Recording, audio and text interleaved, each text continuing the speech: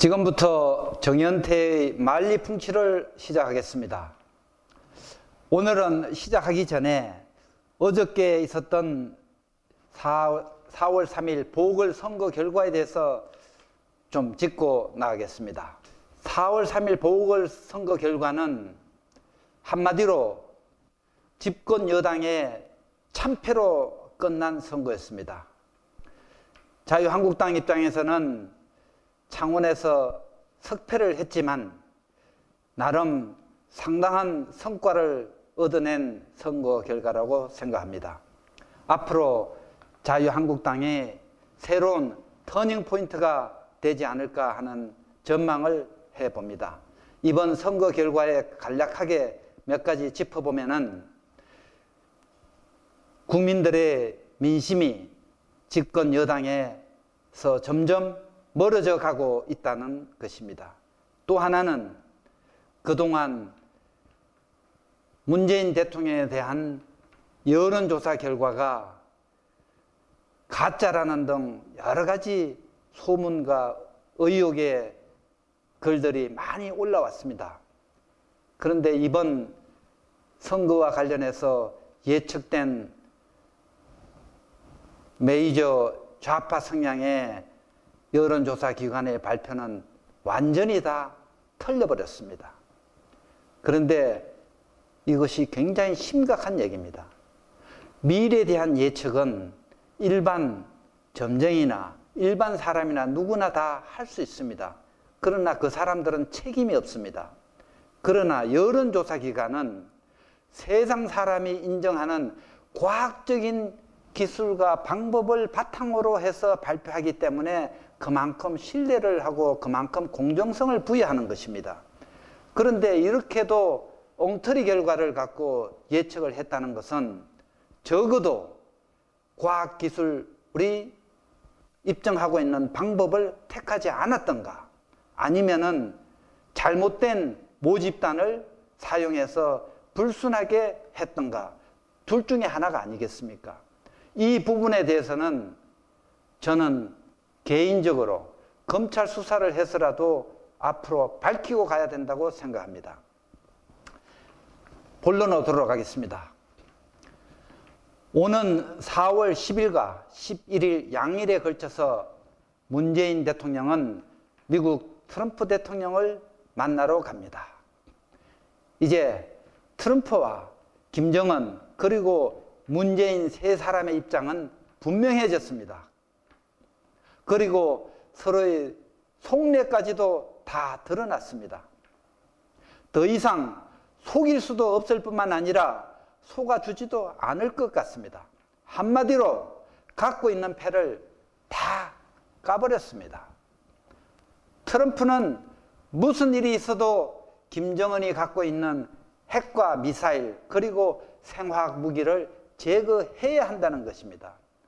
우리 국민들은 이 부분에 대해서는 더 이상 트럼프를 의심하거나 걱정할 필요가 없어졌습니다.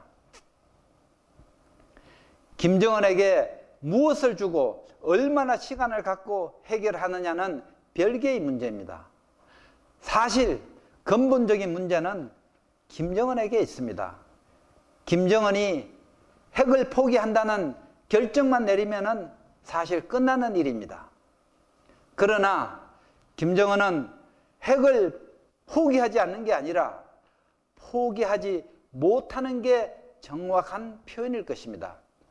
핵을 포기하고 경제를 살리자는 제안이 맞지만 그럴 경우엔 정권 유지가 될 수 없기 때문에 핵을 포기할 수 없는 것입니다. 김정은은 지금 진퇴양난일 것입니다. 잠 못 이루는 밤을 지금 보내고 있을 것입니다. 김정은이 할 수 있는 게 이젠 별로 없습니다. 그동안 트럼프와 몇 차례 만나면서 한가닥의 희망을 가졌었는데 지금에 와서 안면몰수하고 과거로 다시 돌아갈 수도 없게 되어버렸습니다. 즉 더 이상 핵실험이나 장거리 미사일 발사 실험을 할 수도 없는 상황이 되었습니다. 트럼프는 지금의 상황을 더 악화시키지 않기 위하여 추가적인 경제 제재를 했다가 돌연 취소를 했습니다. 김정은 또한 핵실험 시설 가동 또는 발사장을 손보는 듯한 제스처로 트럼프를 압박하고 있습니다. 이런 점에서 그동안 트럼프가 미국 FBI의 인질범과 협상하는 매뉴얼에 따라서 김정은을 달래면서 어린애 꼬드기는 방식으로 해온 것이 성공했다고 봐야 할 것 같습니다. 그런 면에서 지금 문재인 대통령이 할 수 있는 역할은 사실 별로 없습니다. 처음부터 한반도에서 이해 당사자로서 대처를 했어야 했는데 완전 제3자처럼 처신하는 바람에 지금은 왕따가 된 상황입니다. 트럼프 입장에선 마음만 먹으면 김정은이나 문재인은 큰 문제가 아닐 것입니다. 트럼프가 무엇이 두렵겠습니까? 전 세계의 경찰 국가의 수장으로서 전 세계를 좌지우지할 수 있는 최첨단 무기를 다 갖고 있는 미국이 아닙니까? 마음만 먹으면 김정은 참수는 물론이고 북한 전역을 초토화시키는데 1시간도 안 걸릴 것입니다. 그런데 트럼프가 북폭을 못하는 이유가 뭘까요? 그 이유는 딴 데 있습니다. 엄청난 전쟁 비용을 누가 낼 것인가? 이 부분은 여태껏 아무도 얘기를 한 적이 없습니다.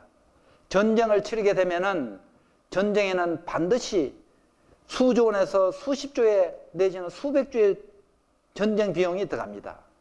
폭탄이든 첨단 장비를 움직이든 어쨌든 많은 전쟁 비용이 들어갑니다.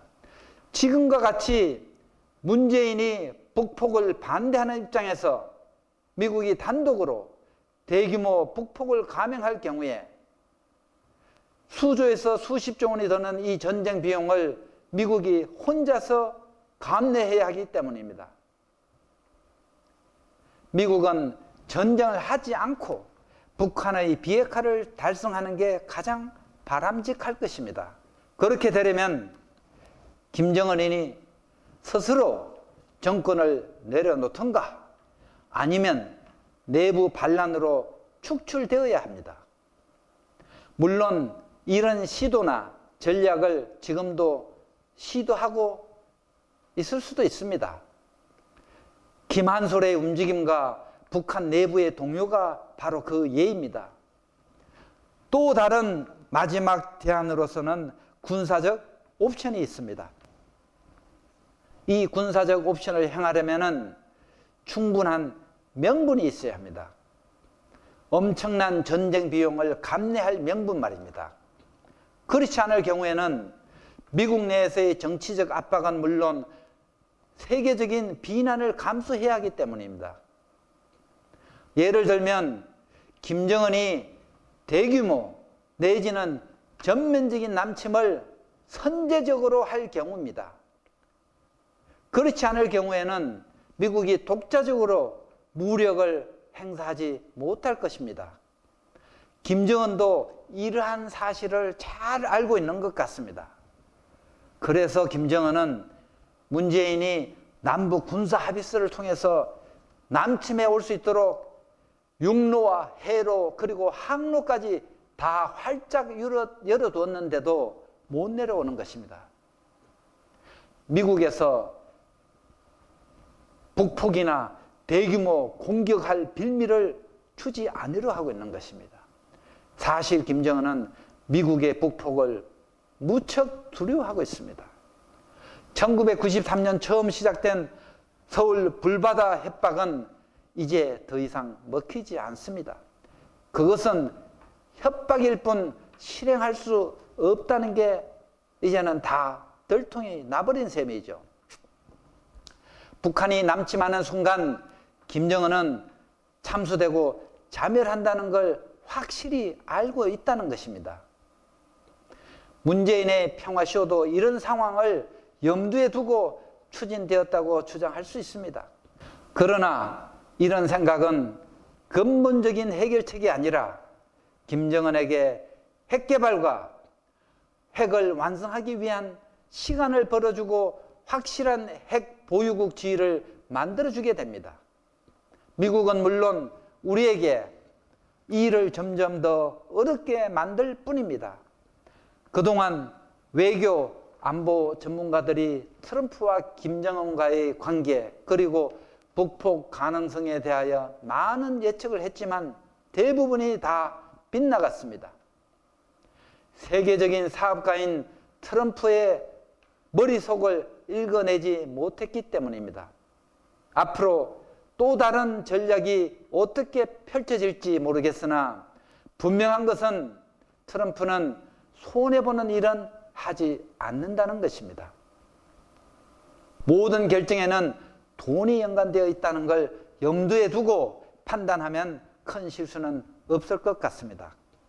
오는 4월 10일 문 대통령의 방미도 이런 현실적인 상황을 알고 대안을 준비해 가서 좋은 결과를 갖고 오길 바라면서 오늘의 정현태 만리풍치는 여기서 마치겠습니다. 감사합니다.